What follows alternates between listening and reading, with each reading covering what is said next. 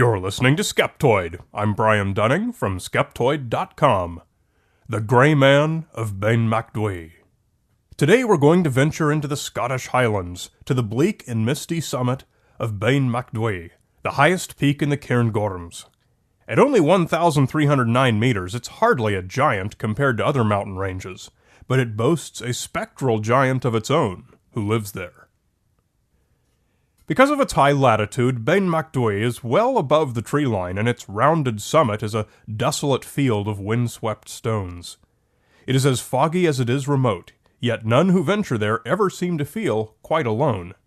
For more than a century, hill walkers have been stalked by Unfairly Amor, Scots Gaelic for the Big Grey Man. He's known best for his footsteps crunching in the gravel just out of sight, but for a certain unlucky few, the fog has thinned enough that they caught a glimpse. The Grey Man stands at least 3 times as tall as a man, and is dark and very thin. Some say he is covered in short brown hair, like a horse, but all who see him are filled with dread. It is impossible to discuss the Grey Man of Ben MacDhui without relating its most famous account, that of Professor J. Norman Colley of University College, London, expert in chemistry, Fellow of the Royal Society and the Royal Geographic Society, past president of the Alpine Club, and member of the 1921 Mount Everest Committee. His scientific and mountaineering credentials were in good order. At the 1925 meeting of the Cairngorm Club, an association of hill walkers of the Scottish mountain range, he told the following tale.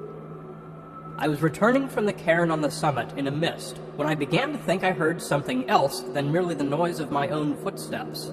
Every few steps I took, I heard a crunch and then another crunch, as if someone was walking after me, but taking steps 3 or 4 times the length of my own. I said to myself, this is all nonsense. I listened and heard it again, but could see nothing in the mist. As I walked on and the eerie crunch sounded behind me, I was seized with terror and took to my heels, staggering blindly among the boulders for 4 or 5 miles, nearly down to Rothiemurchus Forest. Whatever you make of it, I do not know, but there is something very queer about the top of Ben MacDhui, and I will not go back there again myself, I know. Colley's story is today by far the most famous account of the Grey Man, but it was neither the first nor the most dramatic. In 1958, naturalist and mountaineer Alexander Tunian wrote in the Scots magazine of what he described as the strangest experience of his life. In October 1943, I spent a 10-day leave climbing alone in the Cairngorms. One afternoon, just as I reached the summit cairn of Ben MacDhui, mist swirled across the Larrick Gru and enveloped the mountain. The atmosphere became dark and oppressive. A fierce, bitter wind whisked among the boulders, and an odd sound echoed through the mist, a loud footstep it seemed, then another and another. A strange shape loomed up, receded, came charging at me. Without hesitation, I whipped out the revolver and fired 3 times at the figure. When it still came on, I turned and hared down the path, reaching Glenderry in a time that I have never bettered. You may ask, was it really the Fairly Amor? Frankly, I think it was. The list of witnesses to the Grey Man is long and includes many other experienced mountaineers. Does the Grey Man stalk the fells of the Cairngorms? Or might there be some other explanation?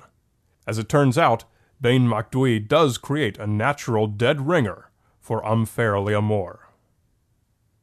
Brocken specters had probably been frightening people for thousands of years, but it wasn't until 1780 that Johann Silberschlag, a German member of the Prussian Academy of Sciences, first characterized them after observing them on top of the Brocken, the highest peak in northern Germany.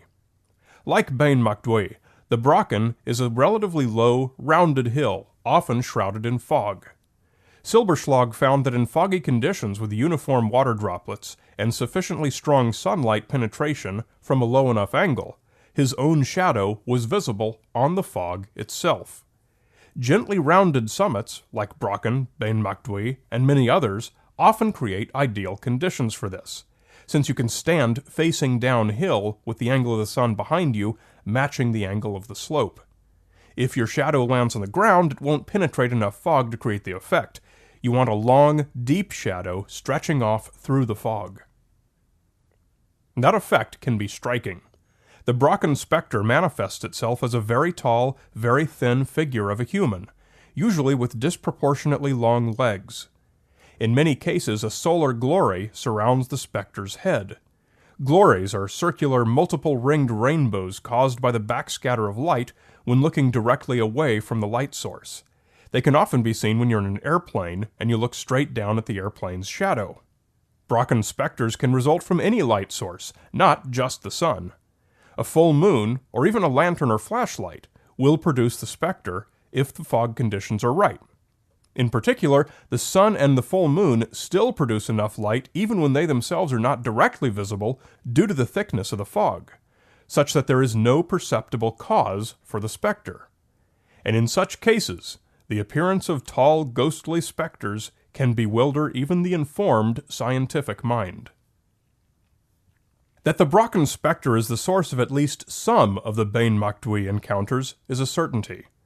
As far back as 1791, the poet James Hogg was tending sheep on Ben MacDhui, and saw the following. It was a giant blackamoor, at least 30 feet high, and equally proportioned, and very near me. I was actually struck powerless with astonishment and terror. He fled home in a panic, and when he went back the next day to collect his sheep, the monster returned. This time, Hogg experimented, removing his hat, and observed the figure do the same thing. He was satisfied that what he saw was merely his own shadow in the fog. Although the visual sighting of the Gray Man himself is the most dramatic element of a meeting, it's not the most often reported. The majority of Gray Man encounters consist of sudden, unprovoked feelings of fear or of a presence, with nothing seen or heard. But it is the sound of footsteps that best characterize the Gray Man. Nearly all reports include this, and have since the reports began. 2 brothers heard the footsteps atop Ben MacDhui in 1904, slurring footsteps as if someone was walking through water-saturated gravel. When they returned to the Derry Lodge, they were told, "That would have been the fair Leamore you heard," 11 years before Colley regaled the Cairngorm Club with his tale. As fog thickens and thins, temperatures fluctuate, and rocks expand and contract and split. Ice also splits rocks. When either of these happen on a slope, a rock may tumble. These actions are, in fact, entirely responsible for the crumbled stone of which Ben MacDhui consists.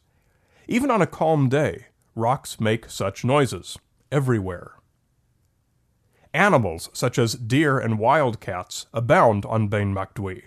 The reason Alexander Tunian had a pistol on his 1943 trek was to shoot hares and ptarmigan. Hikers disturb nearby creatures, and hiking anywhere will always produce the sounds of some scattering animal. There's no doubt that these sources of sound account for at least some of the noises reported by Gray Man witnesses. Of course, suggesting possible sources for the sounds perceived as following footsteps does not prove that something unknown wasn't actually following some of these hikers. If it was, it remains unknown, and does not constitute evidence for a tall, hairy man-beast any more than it constitutes evidence for a sprightly leprechaun. What's needed is testable evidence, and as it turns out, there has been one case of the Gray Man's giant footprints being discovered in the snow, and photographed.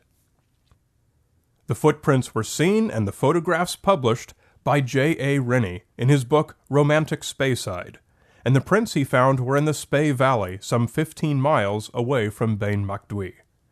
The prints were running across a stretch of snow-covered moorland, each print 19 inches long by about 14 inches wide, and there must have been all of 7 feet between each stride. There was no differentiation between a left and a right foot, and they proceeded in an approximately single line. And that's where the popular tellings of the Gray Man's footprints end, only with the observation, and not with the observer's own explanation. For on a second occasion, Rennie saw such prints again, and this time he watched them form in the snow. They were the result of precipitation.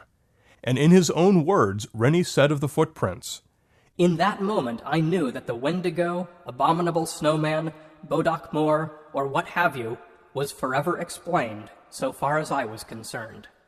Thus we're left with no evidence that the physical feet of an unknown creature have ever created the sounds of footsteps on Ben MacDhui. Some of the other most often cited evidence of the Grey Man also weakens under scrutiny. Although Norman Colley's story is widely considered the most authoritative, it should be taken with a grain of salt within the context of Colley's personality. According to his biographer, Christine Mills, he was a lifelong believer in the occult. In later years, after 1933, when the Loch Ness Monster became a phenomenon, he also became a firm believer in that, which, like the Grey Man, he never saw. It's an often overlooked point of Colley's famous story that he did not report seeing anything. He only heard footsteps and felt frightened.